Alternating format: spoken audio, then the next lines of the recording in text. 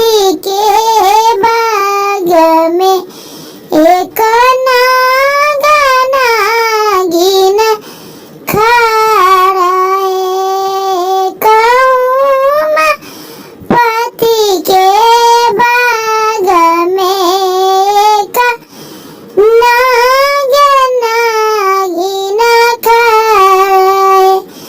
अरे पापा हो कहवा न पापा मारो दाना छवाइयो।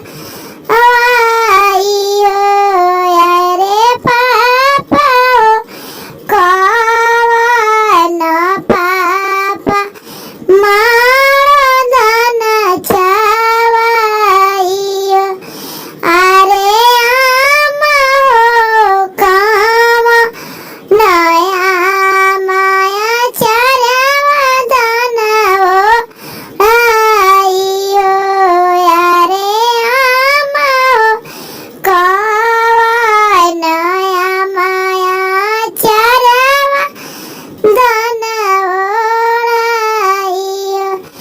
अरे सिरावा भीजे लोरावा सिरहनवा लोटे ना गए। अरे सिरावा भीजे लोरावा सिरहनवा लोटे सापो। अरे चाचा हो कहवा न चाचा मारो दाना छवाइयो। अरे चाचा हो कहवा न